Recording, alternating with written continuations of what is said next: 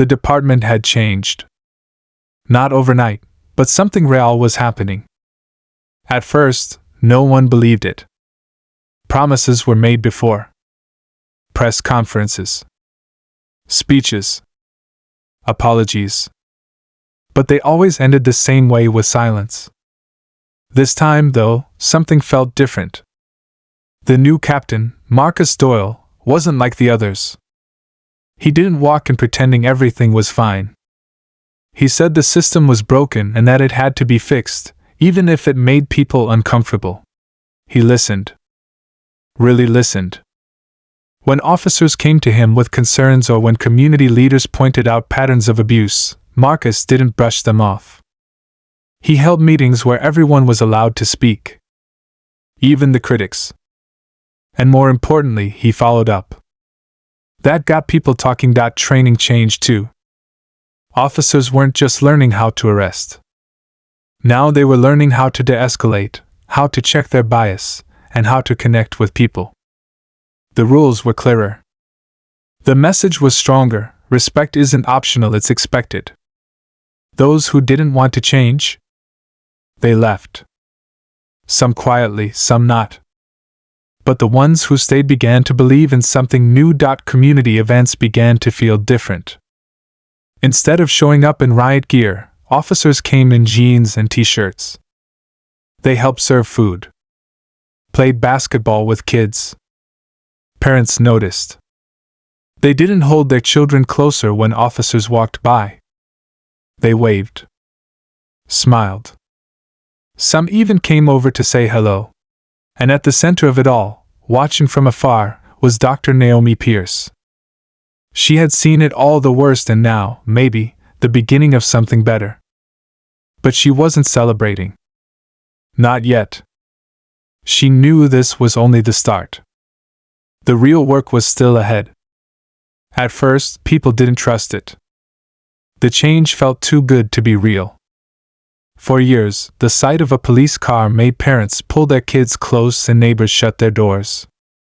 Officers were seen as threats, not protectors. But slowly, little by little, things began to shift. Under Captain Marcus Doyle, the officers were different.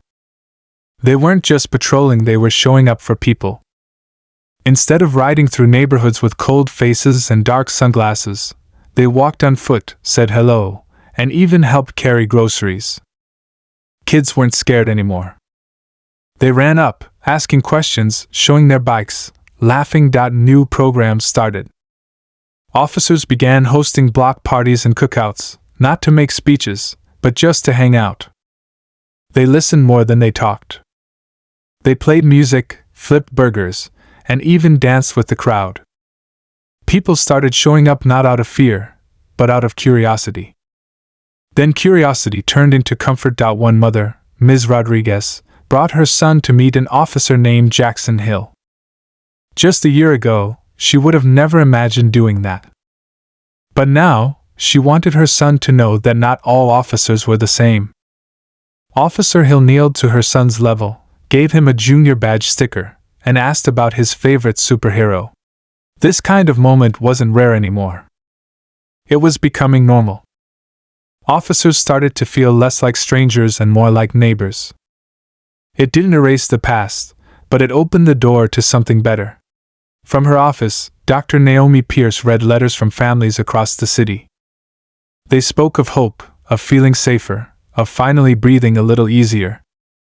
And while there was still a long way to go, these small changes on the street meant everything. From the outside, it looked like things were finally getting better. But deep inside the tall government building, Celeste James stayed alert. She didn't celebrate yet. She knew change could disappear as quickly as it came. So she watched closely and quietly. Every day, reports came across her desk. Some were good stories of officers helping out, of kids feeling safer. But others were still troubling. Complaints, mistakes, even moments of old habits trying to return. Celeste didn't ignore them. She made sure every single one was reviewed, every voice heard. She didn't need cameras or big speeches. Her power was in her focus. She made it clear to her team, nothing would be swept under the rug. If someone thought they could go back to the old ways, they were wrong. And people began to realize it. Some officers feared her. Others respected her. But all of them knew she meant what she said. She wasn't watching to catch people doing wrong, she was watching to make sure the right things stayed on track. Sometimes, Celeste would stay late, sitting by her window, lights dimmed, reading letters from people she'd never met. One father wrote, "Thank you for making me believe again." Another said, "My daughter no longer crosses the street when she sees the police. She waves." Celeste kept those letters close, not to feel proud, but to remind herself, this work wasn't finished. It was only just beginning. As the weeks passed, more and more letters started arriving at Celeste James' office. Some were typed. Others were handwritten, with shaky words and tear-stained paper. But each one told a story, and every single one mattered. A mother wrote about how her son finally felt safe walking home after school. Another letter came from a young girl who said her little brother now wanted to be a police officer when he grew up. A retired cop wrote that he used to think things would never change, but now, he had hope. Celeste didn't just skim through them. She read every word. She kept them neatly organized in a wooden box on the shelf behind her desk. Some letters made her smile. Others made her eyes well up. But all of them gave her something even more powerful: purpose. She didn't save those letters to feel proud or show them off. She saved them to remember why she started this journey. It wasn't about being famous or powerful.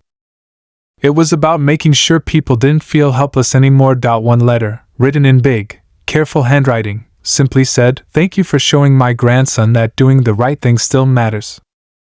Celeste read that one twice. In a world full of noise, these letters were quiet proof that healing had begun. Bit by bit, heart by heart, people were starting to believe again, and Celeste was there, making sure that belief would never fade away. On the corner of Celeste James' desk sat a small glass case. Inside it, resting on soft black velvet, was an old police badge. It wasn't polished or shiny. In fact, it had scratches across the surface, wounds from a day that changed everything. That badge used to mean something very different. It had once represented silence, fear, and a system that protected itself instead of the people it served. But now, locked inside the glass, it told a new story. Not of pride but of pain, truth, and change.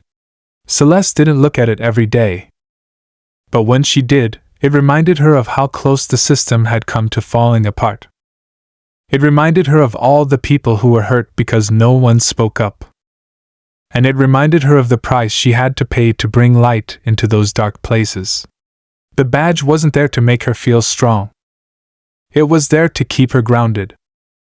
It was a symbol of why she couldn't afford to stop, why the work still mattered. People often asked why she didn't just throw it away. But Celeste believed the past shouldn't be erased. It should be remembered. Because only by facing what went wrong could they make sure it never happened again. In that glass case sat more than a badge. It held a promise, a quiet one, that truth would never be buried again, not on her watch. It was a cool fall morning when Celeste James stepped outside her home and started walking down the street. It was the same route she had taken all those months ago, the one that had changed her life. But today, something felt different. As she turned the corner, she saw two officers walking on foot. They noticed her right away. Instead of avoiding eye contact, they nodded with respect. She gave a small nod back. Their faces were calm. There was no fear, no tension. Just a quiet understanding. The air felt lighter than before. The streets that had once been filled with anger and doubt now felt warm, even welcoming. She passed a small park where kids were laughing, running around, and parents watched with easy smiles. A few people waved at her. Celeste smiled and waved back, her heart full. She kept walking, the sun slowly rising higher, shining through the trees. Every step reminded her how far things had come. Not just for her but for everyone who had been waiting for justice to mean something real. This wasn't about winning or getting praise. It was about change that lasted. Celeste knew there was still work to do, but this walk felt like proof that it was all worth it. She hadn't just sparked a moment. She had helped build something that could last a safer, stronger, fairer world. And as she reached the end of the block, she knew something deep and powerful. Justice had not only arrived, it had stayed. As the sun rose higher in the sky, its golden light filtered softly through the trees. Celeste paused for a moment, standing still in the middle of her neighborhood. She listened to the quiet laughter of children in the distance, the bark of a dog, and the rustle of leaves in the breeze. These small sounds felt louder than ever because now they meant something. They meant peace. It wasn't loud or flashy. It didn't make headlines. But for Celeste, this calm was everything. It was the kind of moment that reminded her why the fight had mattered. Why the pain, the fear, and the struggle had been worth it. Her eyes scanned the streets not for danger, but for life. For people living without fear. For children playing without being watched with suspicion. For neighbors talking without worry. That was her real legacy, not the badge, not the title, not the name. It was the peace in moments like these. Moments that showed the world could be better. And as she stood there, soaking it in, she knew something for sure: change had come. Not just through power, but through presence. Through people. Through her. In her quiet office, Celeste looked at the glass case sitting on her desk. Inside it was the badge she wore the day everything changed. It wasn't there to show off. It wasn't a trophy. It was a reminder. A reminder of how close the system had come to breaking completely, and how hard it was to fix. She thought about all the letters she had received. Some were from parents who felt safer. Some from officers who now believed in something better. One simple letter stood out: "Thank you for showing my grandson that integrity matters." That line stayed with her. Celeste never wanted praise. She wanted progress. She didn't want fame. She wanted fairness. And now, looking back, she saw that something real had started. Not just a moment of justice, but a system that could keep it going. The fight hadn't been easy. But it meant others wouldn't have to go through what she did. That mattered. Justice didn't just show up for one day. It stayed. It grew. And it lived on in every person who now believed in it. Celeste smiled, knowing the work wasn't finished, but it was finally going in the right direction.